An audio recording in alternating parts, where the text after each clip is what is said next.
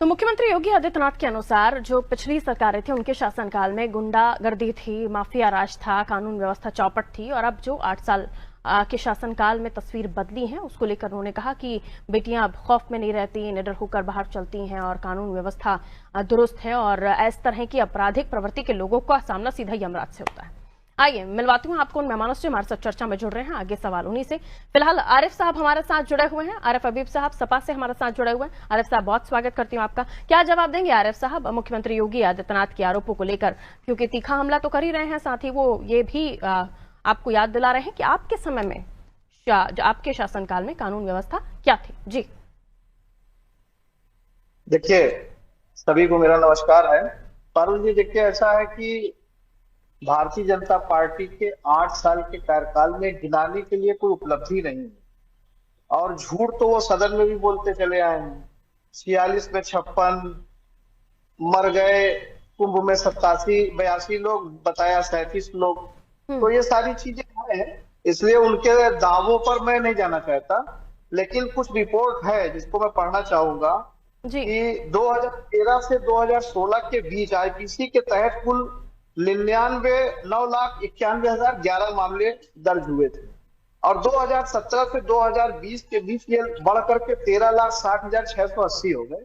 तो मेरे ख्याल से 9 लाख ज्यादा बड़ा होगा 13 से 16 के बीच में। 13 लाख तो बड़ा होगा नहीं, इसलिए मुख्यमंत्री जी दावा कर रहे हैं। एडीआर की रिपोर्ट भी झूठी है। ये एडीआर की रिपोर्ट मैं बता रहा हूँ आपको। एडीआर की रिपोर्ट कहती है कि आईपीसी के तहत 2013 से 2016 के बीच में 9,91,11 मामले दर्ज हुए और 2017 से 2020 के बीच में 13,60,680 मामले दर्ज हुए। अब एडीआर की रिपोर्ट यह भी कहती है कि सबसे ज्यादा अपराधी सांसद और विधायक भारतीय जनता पार्टी में है। यह भी एडीआर की रिपोर्ट कहती है। तो अब आप समझ लीजिए कि वो कितना झूठ बोल सकते हैं, देश प्रदेश के लोगों को गुमराह कर सकते हैं। अपराध आज भी है। उत्तर प्रदेश 17वें मामले में है लॉ एंड ऑर्डर में। अभी इंडियन जस्टिस की रिपोर्ट आई है 17वें मामले में। और इंडिया ब्लॉक वाले राज्य कर्नाटक, केरल, तमिलनाडु वो नंबर 1, नंबर 2, नंबर 3 पर हैं। भाजपा शासित जितने भी राज्य हैं सब जगह अपराध ज्यादा है। महिलाओं को लेकर के अपराध में भाजपा शासित राज्य नंबर 1 है। इसलिए मुख्यमंत्री जी का दावा वो अपनों को खुश करने के लिए करते होंगे, लेकिन प्रदेश की जनता इसको मानती नहीं है। समाजवादी पार्टी का मानना यह है कि स्पष्ट चीजें बतानी चाहिए। योगी हैं, संत हैं और एक बड़े प्रदेश के मुख्यमंत्री हैं। पूरे उत्तर प्रदेश का जिम्मा उनके ऊपर है, इसलिए सच बोलना चाहिए, झूठ नहीं बोलना चाहिए। दूसरी चीज, जिस बातों को लेकर के जिस फंक्शन में उन्होंने ये बातें कही हैं, एमएसएमई का वार्षिक प्रोग्राम था। एमएसएमई सेक्टर में जो मुझे जानकारी है, समाजवादी पार्टी का मानना है कि लोन तक लेने में लोगों को बैंकों के चक्कर लगाने पड़ रहे हैं जी। और उसके अलावा बिजली, पानी, परिवहन, सड़क, रास्ते की बहुत कमी है, जिसकी वजह से एमएसएमई सेक्टर जो दिख रहा है उसके उलट धरती पर उसकी व्याख्या मैं आपको बता रहा हूं कि वो फेल है। बिजली, पानी, ऋण प्रक्रिया में जटिलताएं और जो पारंपरिक कौशल विकास उद्योग हैं वो पनप नहीं रहे हैं।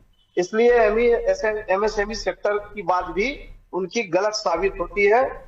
दूसरी चीज मैं ये कहना चाहता हूं कि उत्तर प्रदेश में अब तक जितने भी विकास हुए, मैं देख रहा था कि जितने भी विकास हुए हैं, एक यूनिवर्सिटी बता दीजिए कि भारतीय जनता पार्टी की 8 साल की सरकार में खोली गई हो।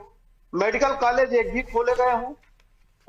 जितने भी मेजर ध्यानचंद, अटल, क्योंकि आपके आरोपों का जवाब देने के लिए अभी बीजेपी से हमारे साथ कोई जुड़ा नहीं है। एक मुझे कंक्लूड कर लेने दीजिए, 1 मिनट, एक आधे मिनट का मौका दीजिए। मेजर ध्यानचंद जी के नाम पे और अटल बिहारी वाजपेयी जी के नाम पर भाजपा का वो प्रोजेक्ट आज भी फाइलों में धूल चाट रहा है और हमारे बनाए हुए लोहिया विद्यालय हॉस्पिटल में उसका काम चल रहा है। तो हमने तो विश्वविद्यालय भी बनाए, हमने मेट्रो भी दी, हमने सड़कें भी बनाई, हमने प्लांट भी लगाए। लेदर पार्क कानपुर का है, अमूल योजना डेयरी हमारी है। जितनी भी योजनाएं हैं आज वो अगर धरती पर काम कर रही हैं, चाहे बिजली का पावर प्लांट रहा हो, 3-3 जगह पर हमने आज तक भारतीय जनता पार्टी ने कोई प्लांट नहीं लगाया। तो सिर्फ ढिंढोरा पीटने से, झूठ बोलने से प्रदेश नहीं चलता। दिनेश साहब हमारे साथ जुड़ गए। दिनेश